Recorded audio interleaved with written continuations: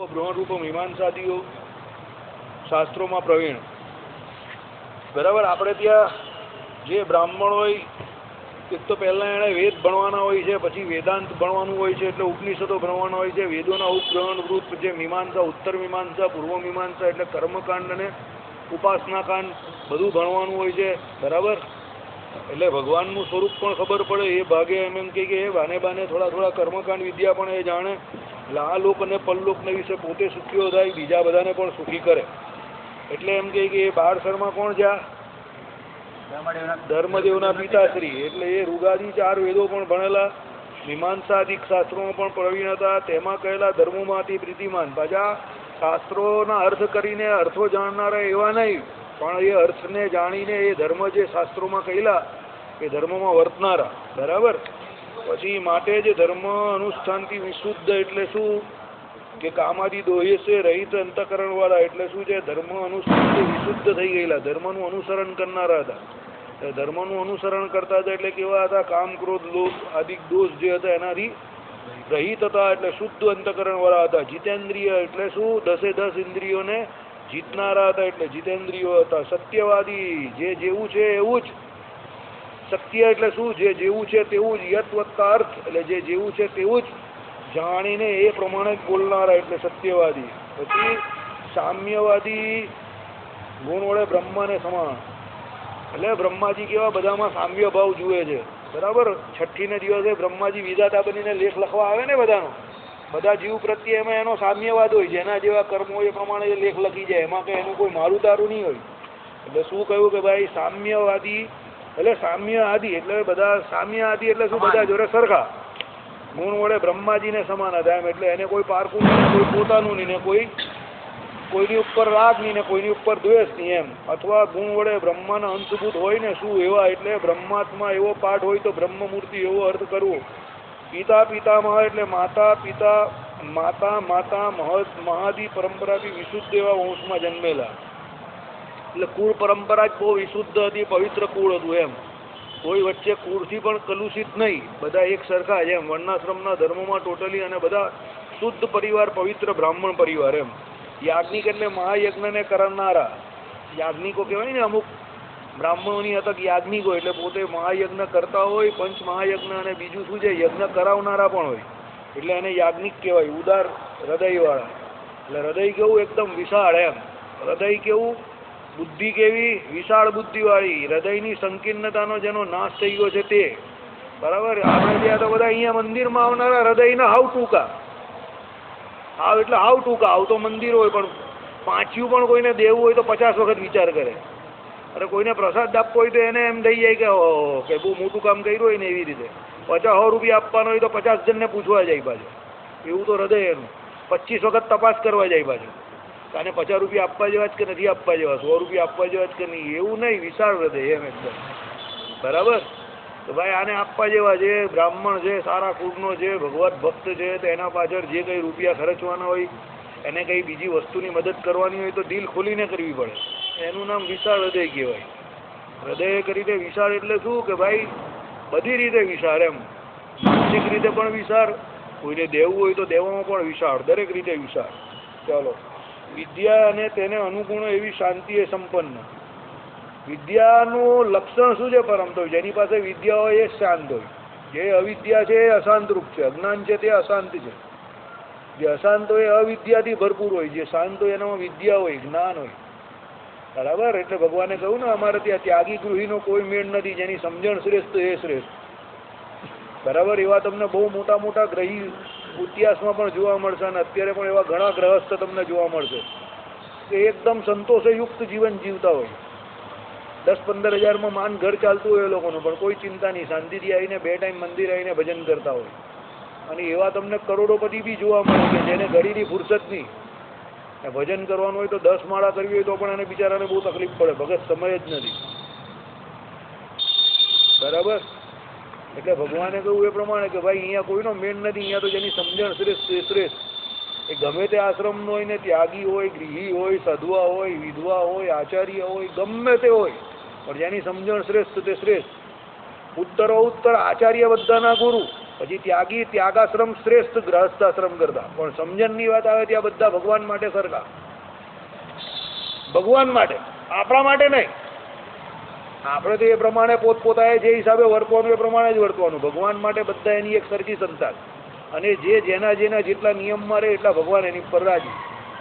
ત્યાગી હોય તો ત્યાગીના નિયમમાં રહે તો ભગવાન એની પર રાજી, ગૃહી હોય તો ગૃહીના નિયમમાં રહે તો ભગવાન એની પર રાજી, વિધવા હોય તો વિધવાના નિયમમાં રહે તો ભગવાન એની પર રાજી, સધવા હોય તો સધવાના નિયમમાં રહે તો ભગવાન એની પર રાજી. ટૂંકમાં જે ભગવાનની આજ્ઞા જેટલી પાળે એટલા ભગવાન એની પર રાજી, કારણ કે ભગવાન માટે બધા જીવ સરખા. પણ અહીંયા આપણે આવેલા છે એટલે આપણે જે જીવની જે મર્યાદા હોય એ પ્રમાણે વર્તવું. મારે જે કહ્યું ને, જેને ઓછા ચોમાસા જોયા હોય અને વધારે ચોમાસા જોયા હોય એને વંદન કરવા પગે લાગવું. આચાર્ય જે છે તે દરેક સંપ્રદાયના આચાર્ય ત્યાગી અને ગૃહી બંનેના આચાર્ય છે, તે બંને માટે સન્માનનીય છે. સમજજો, ત્યાગી માટે પણ અને ગૃહી માટે પણ, એ બંને માટે સન્માનનીય છે. એટલે એને કોઈ દિવસ ભગવાને કહ્યું પ્રમાણે અમારા આચાર્ય જોડે કોઈ દિવસ વાદ વિવાદ કરવો નહીં. એટલે ન કરવો એટલે નહીં કરવો, વાત પૂરી થઈ ગઈ. નહીં એટલે નહીં જ કરવાનો. પછી તમે કહ્યું કે આમને તેમને, નહીં એટલે નહીં. ભગવાને કહ્યું એટલે ફાઇનલ. પછી ભગવાનની વાતને તમારી ભગવાનની જુબાન પર તમારી જબાન નહીં મૂકવાની. અને પછી તમે બધા ખોટા ખોટા તર્ક કરો એ નહીં ચાલે. આમ છે ને તેમ છે ને ફલાણું છે ને ઢીમકું છે ને, નહીં એટલે નહીં. એ પછી ગમે એવો મોટો કોઈ ત્યાગી હોય કે ગમે એવો મોટો ગૃહી હોય, પણ આચાર્ય જોડે એનાથી વિવાદ નહીં થાય એટલે નહીં જ થાય. વાત પૂરી. 1, 2 ને 3 ફાઇનલ ડેસ્ટિનેશન. પછી એ બ્રહ્માજી જેવો મોટો કેમ નહીં હોય? તમે કોઈ દિવસ શાસ્ત્રમાં જોયું, બ્રહ્માજીને પરમપિતા ગયા અને દેવતાઓના ગુરુ કોને ગયા? બૃહસ્પતિને ગયા. તો કોઈ દિવસ બ્રહ્માજીને તમે ગુરુજી જોડે એટલે ગુરુ જોડે બાખડિયા ભીડતા જોયા? બ્રહ્માજી તો બહુ મોટા છે, પણ શાસ્ત્રોમાં કે પુરાણોમાં કોઈ જગ્યા પર તમે કોઈ એવું લખાણ જોયું કે ગુરુ જે છે એની જોડે બ્રહ્માજી બાખડતો હોય? બીજા બધા થોડા થોડા વિરોધ કરતા હોય, પણ પછી પાછા આવી જાય બધા પોતપોતાના પાયજામાની અંદર, કારણ કે બધાને ખબર કે ગુરુનું અપમાન કરશું તો અમારું બધું રાજપાટ બધું ચાલ્યું જશે. અને ચાલ્યું ગયું પણ છે. એવા ઇતિહાસમાં ઘણા બધા દાખલા છે. દેવરાજ ઇન્દ્રએ જ્યારે બૃહસ્પતિની એટલે એના ગુરુની વાત નહીં માની, ત્યારે બધા ખોવાઈ ગયા. એટલે જ્યારે તમને કોઈ પણ સંપ્રદાયમાં કે કોઈ પણ જગ્યા પર કોઈ પણ વિઘ્ન આવે એટલે એનો મતલબ સમજી લેવો કે એ જગ્યા પર જે આચાર્ય પદ છે, કે જેને બધા આખા સંપ્રદાયની ધુરા સોંપી છે, એ આચાર્ય પદમાં કંઈ ને કંઈ મગજમારી માથાકૂટ ઊભી થાય એટલે એ સત્સંગમાં તે સમય પર એ જગ્યા પર શાંતિ નહીં થાય. કારણ કે એ આપણે નહીં કહેતા, આ તો સનાતન ધર્મના દરેક શાસ્ત્રોમાં લખેલું છે. કારણ કે એ બંનેના ગુરુ છે. હરિદિગ્વિજય ગ્રંથ બોલે, શિક્ષાપત્રી અર્થદીપિકા બોલે, વડતાલનું 18મું વચનામૃત બોલે. બ્રાહ્મણ જન્મથી જ પહેલાં તો બધાનો ગુરુ છે. એટલે આપણે ત્યાં તો એ ગુરુ પરંપરાએ કરીને બ્રાહ્મણ છે એટલે પણ શ્રેષ્ઠ છે, અને આપણા ગુરુ છે એટલે પણ શ્રેષ્ઠ છે. અને ભગવાન શ્રી કૃષ્ણ તો ચોખ્ખું કહી ગયા દસમ સ્કંદને વિશે કે બ્રાહ્મણને તો અમે ક્ષત્રિય થયા અને રાજા થયા તો પણ અમે પણ એને સજા આપતા ડરીએ છીએ. અને ભગવાન પોતે પણ સજા નહીં આપતા હતા. અશ્વત્થામાને ભગવાને કહ્યું અર્જુનજીને કે આને મૃત્યુદંડ આપી દો, આને તારા 5 દીકરાને મારી નાખ્યા છે. તો પણ અર્જુનજીએ આનાકાની કરી નહીં. પછી કહે કે એવું તારાથી ન દેવાતું હોય તો જેના 5 દીકરાને માર્યા છે એને બોલાવો. તો દ્રૌપદીજીના 5 દીકરાને મારી નાખેલા, તો દ્રૌપદીજીને બોલાવ્યા. ભગવાન કહે કે લે અર્જુન, તારે નથી આપવી ને સજા? એમ કે આના 5 દીકરા ગયા, આ આપશે સજા. દ્રૌપદીજીને કહ્યું કે આને સજા આપો. કેવું તમે તમારા મોઢેથી કે આને સજા આપો, મૃત્યુદંડ આપો. ત્યારે દ્રૌપદીએ ના પાડી. ભગવાન કહે કેમ તમે ના પાડો છો? ભગવાન પરીક્ષા કરતા હતા, સમજજો. કેમ ના પાડો છો? તો પહેલી વાત કરી કે પહેલા તો એ ગુરુપુત્ર છે, બ્રાહ્મણ પુત્ર છે. અને બીજી સૌથી મોટી વાત કરી દ્રૌપદીએ કે એના પિતાનું યુદ્ધમાં મૃત્યુ થયું છે, એટલે એની માતા એમ કે વિધવા છે. આને મારી નાખશો કે આની પત્ની પણ વિધવા થઈ જશે, તો બબ્બે બ્રાહ્મણની સ્ત્રી વિધવા થઈ જશે. એના કરતાં આને જીવતો રાખો. એને કરીને એના જે ઘર છે એ તો ચાલે, ભલે એની ગમે તે સજા હોય, એને મૃત્યુદંડ ન અપાય. એટલે પછી ભગવાને ભીમસેનને કહ્યું કે આ કર્તવ્ય તો એવું કર્મ કરેલું છે કે એને મૃત્યુદંડ જ અપાય, પણ બ્રાહ્મણ છે એટલે મૃત્યુદંડ ન અપાય. એટલે એની એવી સજા આપો કે હદ મરેલો રહે. હદ મરેલો એટલે તમને ખબર ને, પૂરો મરે પણ નહીં ને પૂરો જુએ પણ નહીં. એટલે બ્રહ્મરંધ્રની અંદર જે પેલો મણી હતો તે કાઢી નાખ્યો. અહીંયા જ આ બ્રહ્મરંધ્રમાં અહીંયા જ છે મણી, એ કાઢી નાખ્યો. એટલે કાયમ માટેનો અશાંત થઈ ગયો. આપણે કહે ને ગાંડા થઈ ગયા. એટલે એને ઘી નાખવું પડે છે અહીંયા, એટલે થોડી ઠંડક થાય. એ ઘી માંગે છે અત્યારે પણ. અશ્વત્થામાં જ્યાં કોઈને પણ મળે તો એ ઘી માંગે છે કે મને ઘી આપો થોડું. અને ઘી અંદર એ નાખે છે, પૂરે છે. એટલે એને કરીને એને બળતરા જે થાય છે એટલે શાંતિ પમાડવા માટે ઘી માંગે છે એ વ્યક્તિ.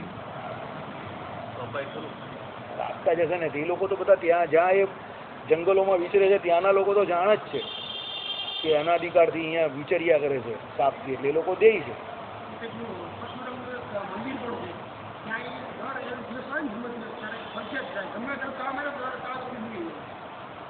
એટલે એવા તો ઘણા પુરાવા છે.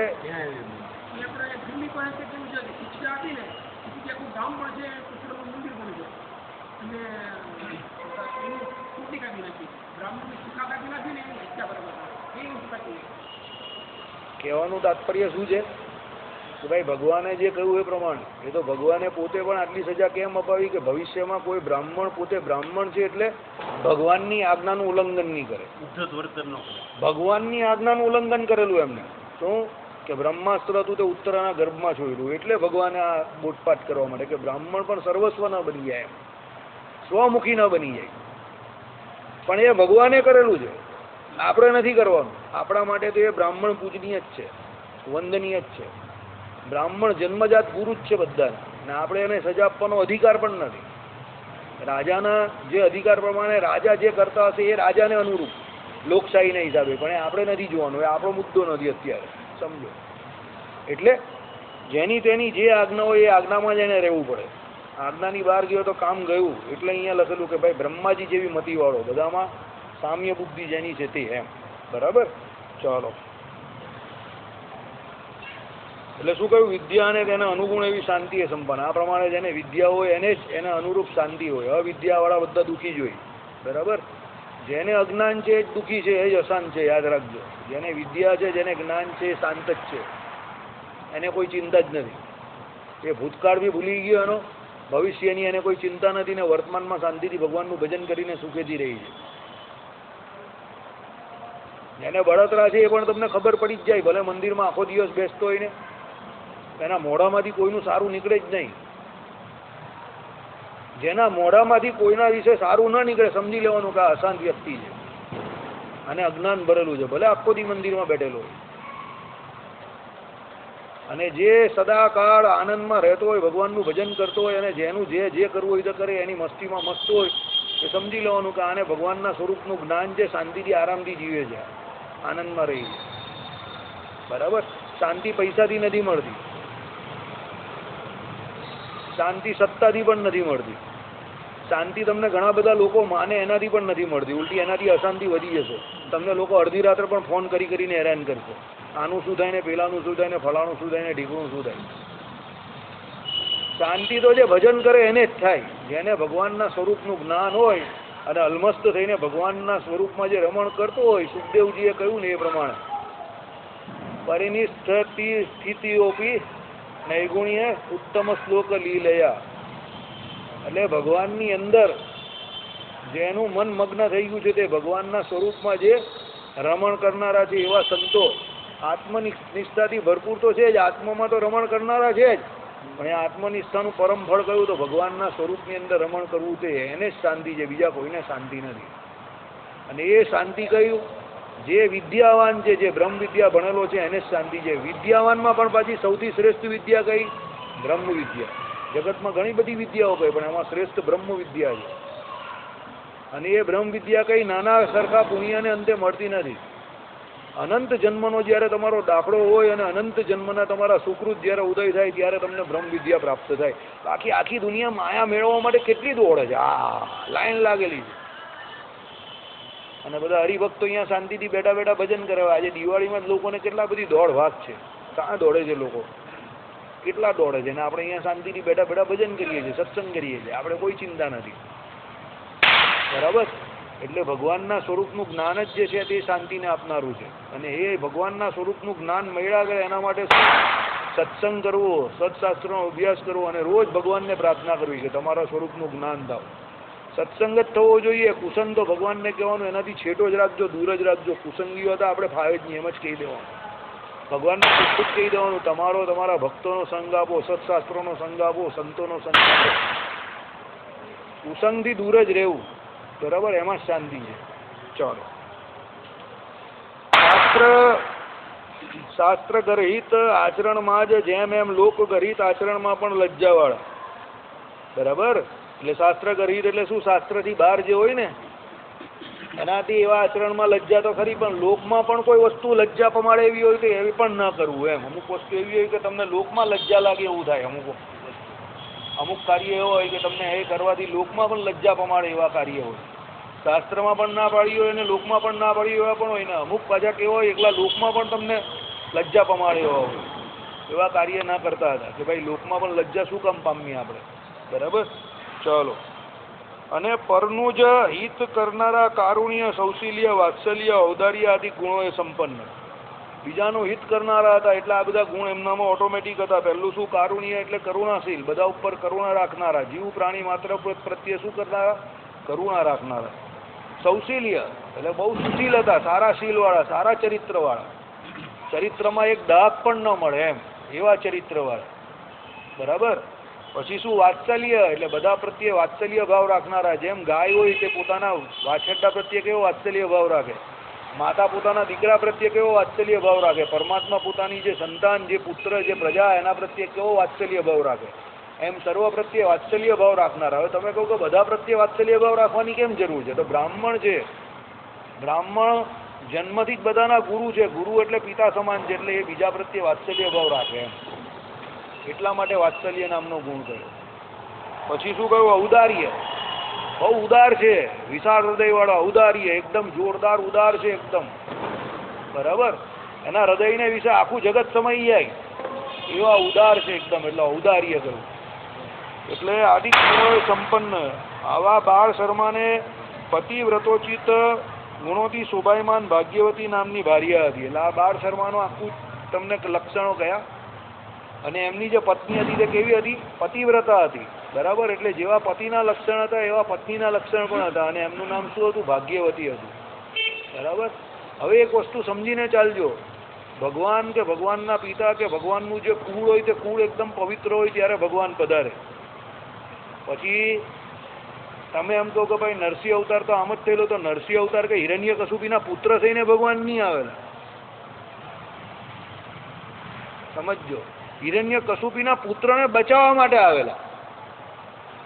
ભગવાન રામચંદ્ર ભગવાને જયારે અવતાર ધારણ કર્યો ત્યારે દશરથનું કુળ હતું તે હજ રઘુકુળ આખું બહુ શ્રેષ્ઠ મનાય છે. રઘુકુળમાં એવું કહે છે કે કોઈ જુઠ્ઠું જ નહીં બોલેલું. 5 પેઢીથી રાજાઓ બધા કોઈ જુઠ્ઠું જ નહીં બોલેલું. આવું વાલ્મીકી રામાયણ અને તુલસીદાસ પોતે કસમ ખાઈ છે કે આ કુળમાં 5-5, 10-10 પેઢીથી કોઈ રાજા જુઠ્ઠું જ નહીં. અને આ તો દશરથ પોતે બોલેલા, કૈકેયીને બોલેલા. જ્યારે કૈકેયીએ વરદાનનું કહ્યું ને રાત્રે, ત્યારે કૈકેયી કે તમારા કુળમાં તો એમ કે કોઈ એમ તમે એમ કહો છો કે રઘુકુળ બહુ વખણાય છે એમ કે કોઈ દિવસ કોઈ. ત્યારે દશરથે કહ્યું મારા કુળમાં કોઈ જુઠ્ઠું નહીં બોલ્યું, એટલે તમે દેવી આવું લાંછન નહીં લગાવી શકો અમારી ઉપર. કે એવું બહુ છે તો વરદાન આપી દો એમ કહી. કેમ? રામને વનવાસ આપવાના નામથી તમારા પરસેવા છૂટી જાય છે. દશરથ કહે કે એના સિવાય બીજું કંઈ પણ માંગ તને આપી દઈશ, પણ રામને વનવાસ નહીં આપતું. રામ મારી જાન છે. રામ ન હોય તો અયોધ્યા ને દશરથ બંને નથી હોવાના, યાદ રાખજે તું. પણ નહીં માની કઈ. ત્યારે પેલી રામાયણની પ્રસિદ્ધ ચોપાઈ યાદ આવી ગઈ. રઘુકુલ રીત સદા ચલી આવી, પ્રાણ જાય બરું બચન નહીં જાય. દશરથે એનો પ્રાણ આપી દીધો. અને ભગવાન રામચંદ્રએ પણ શું કહ્યું કે જે મારા પિતાજીએ મારી માતા એટલે કૈકેયીને જે વરદાન આપેલા એને પૂરો કરવાની જવાબદારી સંપૂર્ણ મારી છે. આપણે ત્યાં તો પેલો ફરી જાય કે તો મારા બાપાએ આપેલો, મને શું લેવા દેવા.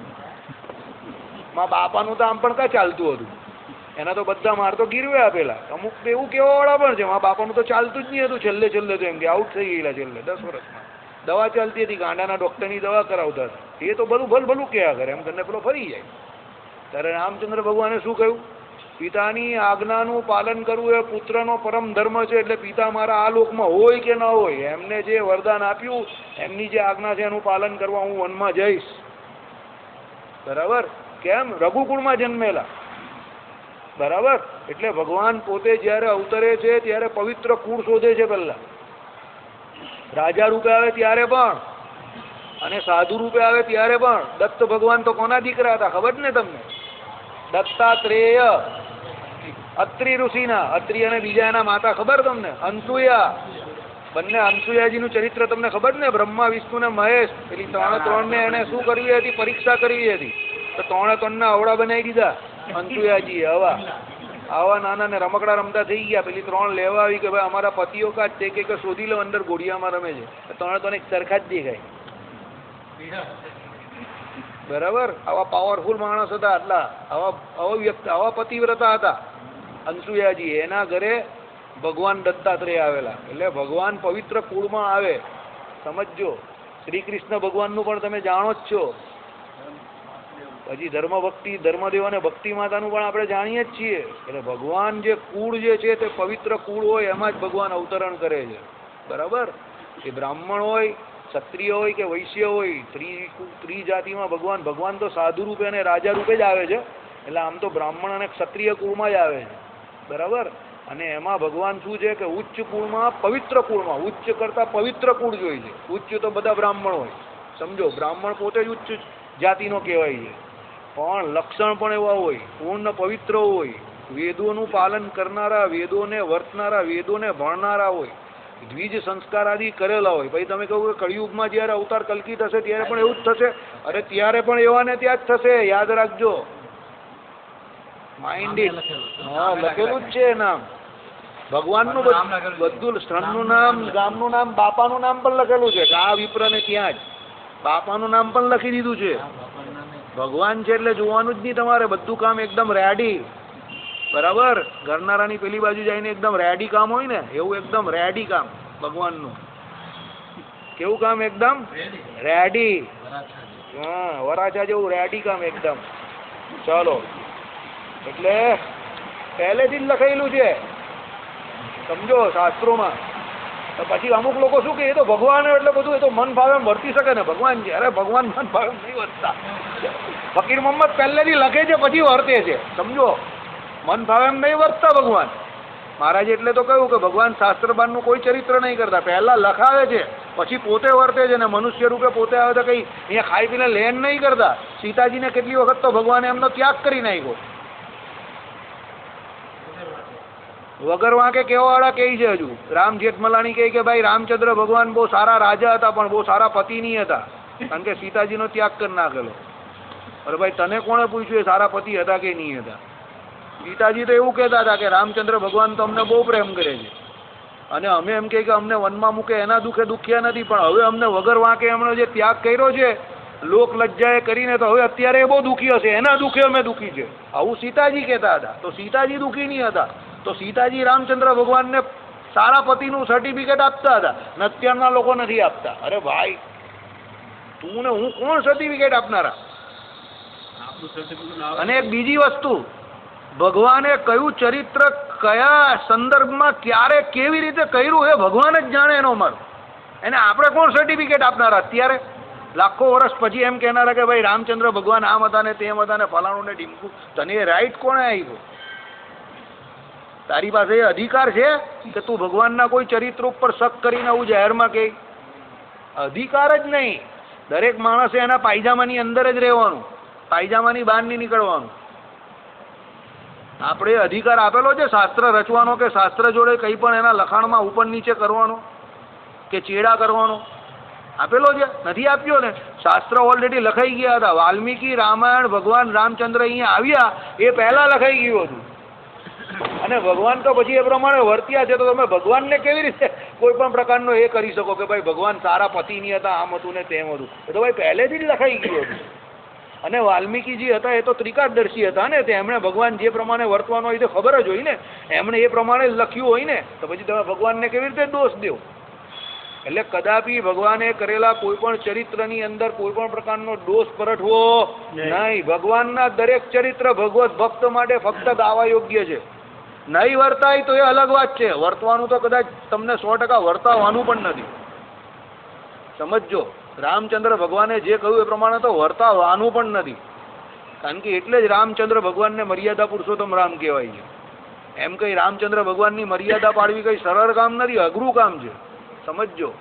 પણ તમે એ ન વર્તી શકો એ તો 2 નંબરની વાત છે, પણ તમે એની ઉપર લાંછન લગાવો છો કે આવા હતા ને એ તેવા હતા. અરે તું કયા ખેટકા બેગન છે અને તારો અભિપ્રાય પૂછ્યો કોણે? माइक घुसेड़ दो उसके मुंह के अंदर पेलो के ये प्रमाणे खोटा सवाल ने खोटा जवाब आपे दौड़ डायाओ कहीं खाली खाली बराबर એટલે એવા ખોટા સવાલને ખોટા જવાબ આપે એની વાતને કોઈ દિવસ સમર્થન પણ ના આપવું શાસ્ત્રમાં ના પાડેલી છે મહારાજે શું કહ્યું પક્ષ કોનો લેવો ભગવાન અને ભગવાનના ભક્તનો પક્ષ લેવો જે શાસ્ત્રની મર્યાદા એ પ્રમાણે જ રહેવું સીતાજીનો ગૃહત્યાગ સીતાજીનો ત્યાગ કર્યો કે સીતાજી પાસે જે ગૃહત્યાગ ભગવાને કરાયો એ કેવા સંજોગોમાં કરેલો કયા યુગમાં કરેલો કેમ કરેલો એનો મર્મ આપણે જાણીએ જ અત્યારે આપણી બુદ્ધિ છે એટલી તો પછી ખાલી ખાલી શું કામ મગજમારી કરવાની અને સીતાજીએ શું કહ્યું અમે તો પેલા વિશ્વામિત્રના આશ્રમમાં જઈને વિશ્વામિત્રજી જ ને વાલ્મીકી હા અમે તો વાલ્મીકીના આશ્રમમાં જઈને રહીને શાંતિથી સુખેથી ભજન કરીએ છીએ એમ તમે કહેજો આવું કહીને મોકલાયું કોને લક્ષ્મણજી પાસે બરાબર એક તો નામમાં મારા ઇન્ટરનેશનલ લોચા હોય લક્ષ્મણજી આવેલા કા શત્રુઘ્ન આવેલા યાર यार भूलने की बीमारी तो मुझे है तुमको कैसे हो गई है भूलने की बीमारी नाम में तो हूँ मारो जो नाम में लोचा मारवा ये मारो जन्म सिद्ध अधिकार है अने वो मारी ने जंपीस तमे नहीं मारता बाजाजी तो बधा एक सरखा थई गयो तो हूँ तो लोचा करूँ मारा पप्पा करे ने हूँ पण करूँ बने एवा ज अमे नाम में लोचा करवामां एक्सपर्ट चालो એટલે અહીંયા શું આ સમજવા જેવું છે કે ભાઈ ભગવાન ક્યારે આવે તો ભાઈ પહેલા ગ્રહસ્થ હરિભક્તા બધા કહી જ ને આપણે અહીંયા એક હરિભક્ત આવતા હતા ધન્ય ગ્રહસ્થાશ્રમ બહુ કરતા હતા તો ધન્ય ગ્રહસ્થાશ્રમ હોવો જોઈએ પૂર્ણ પવિત્ર કે જેમાં ભગવાન આવે જ્યાં ધર્મ હોય અને જ્યાં ભક્તિ હોય ત્યાં જ ભગવાન આવે ધર્મ અને ભક્તિ વગર કઈ ભગવાનનો પ્રાદુર્ભાવ થતો નથી યાદ રાખજો જો એવો ધર્મ તમે ધર્મદેવ જેવો પાડતા હો કે બાર શર્માજી જેવો પાડતા હો અને ભાગ્યવતી જેવો પતિવ્રતા ભાવ હોય કે મૂર્તિ દેવી જેવો પતિવ્રતા ભાવ હોય તમને તો પછી ઘનશ્યામ મહારાજ આવે તમારે ત્યાં એમાં નાની તો પછી એવા લક્ષણે યુક્ત પુત્ર તમને થાય અરે આખા દેશ પર રાજ કરે એવા પુત્ર થાય હમણાં જ એક કથાકાર બોલ્યા કે જ્યારે માતાના ઉદરની અંદર જીવ આવે અને એ પછી એ જો રામાયણ ભાગવત આદિ મોટા જે સત્શાસ્ત્ર છે એનો અભ્યાસ કરે એની કથા વાર્તા સાંભળે અને બધા ચલચિત્ર જોવાનું ને આ બધા ફિલ્મોના એક્ટરોને આ બધું જોવાનું બંધ કરી દે તો એનો દીકરો જે કઈ આવે તો આખા જગત પર શાસન કરે એવો પાવરફુલ આવે આપણે ત્યાં તો શાસ્ત્રનું સીધું ઉદાહરણ છે ભગવાન શ્રી કૃષ્ણ કોઠાયુદ્ધ સંભળાવતા હતા સુભદ્રાજીને અને અંદર ગર્ભની અંદર પેલો અભિમન્યુ 6 કોટા શીખી ગયો બેઠો બેઠો ને પછી ભગવાને માયા રચી ચાલો બધું શીખી જાય હતા આને તો પૂરું કરાવવાનું નથી કામ અને સુભદ્રાજી શું ઊંઘી ગયા નિંદ્રાધીન થઈ ગયા અને એક કોઠાનું યુદ્ધ બાકી રહી ગયું અને એમાં ભગવાને એનું કામ તમામ કરી નાખ્યું પછી એ શું કર્યું તો તમે જાણો જ છો એટલે ગર્ભના સંસ્કાર આપણે ત્યાં બહુ મોટા સંસ્કાર છે અત્યારે તો ગર્ભમાં શું પેલો બિચારો ગર્ભમાં હોય ને એને પીઝા હટ પર જઈને પીઝા ખવડાવે વેરી ગુડ પિક્ચર જોવા લઈ જાય અરે અમુકની તો ડિલિવરી થિયેટરમાં થાય પછી છોકરા કેવા મસ્ત આવે છોકરા બધા કેવા આવે પછી છોકરા બી એવા આંકા ચૂકા આવે પછી આવે બધા જ્યોતિષો પાસે જાય મહારાજ પાસે જાય કે આ છોકરા આમ છે મારા છોકરાનું મગજ નહીં ચાલતું અરે અવળા ધંધા કરે તો કાદી મગજ ચાલે તો બધા આવે બધા વાંકા ચૂકા પછી નોનવેજ ખાનારા માણસ હોય બધા ઠુમકા લગાવે જાહેરમાં પેલો કે મહારાજ કહી ને એ પ્રમાણે ભાંડ ભવાઈ કરતા હોય એ બધાને તમે જોવું ને પછી કેવું તમારા છોકરા બહુ સારા આવે તો કાદી આવે હવે તો એ લોકો પોતે કહે છે કે અમે ભાંડ અને ભવૈયા છે હવે તો એક્ટરો પોતે કહેતા થઈ ગયા કે અમે ઓરિજિનલ ભાંડો ને ભવૈયાઓ છે તો એમ કે અમને બધા સ્ટાર ને સુપરસ્ટાર ને સેલિબ્રિટીના લેબલો આપવા માંડ્યા લોકો બાકી અમે ઓરિજિનલ તો ભાંડ લોકો છે નાચને ગાને વાલે એ લોકો પોતે કહી જવું તો પણ આપણાવાળા બધા 500-500ની ટિકિટ અંદર ખર્ચીને જોવા જાય પાછા નીચી મૂંડી કરીને હસવાથી ફાયદો નથી જોવાની જવાનું એવા બધાની પિક્ચરો જોવાનું આપણે શું કામ છે બધા ભાંડ ભવાઈ હોય કરનારા હાવ ખોટા ધંધા કરનારા હોય છે બધા બધી રીતે પૂરા હોય છે વ્યભિચારી હોય છે બધા સમજો કોઈ એક રીતે કઈ કામનો નથી હોતો હા અરે ભાઈ આપણે ત્યાં તો એ બધાને અંત્ય જ કયા છે હવે આ તો જાહેરમાં અમુક વસ્તુ બોલાય નહીં એટલે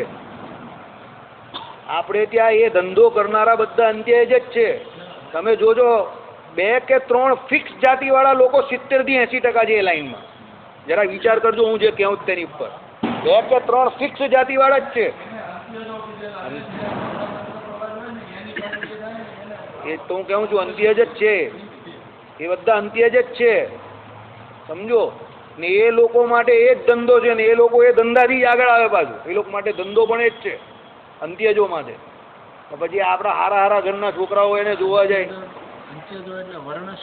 વર્ણશંકર 4 વર્ણમાં જે સનાતન ધર્મમાં જે 4 વર્ણ કયા એમાં જે ન આવે તે અંત્યજો.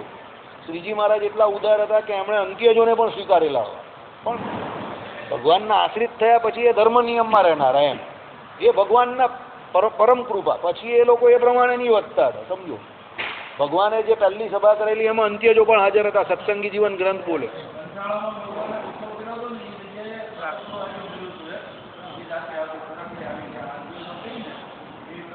અરે ફરેણીમાં પણ હતી.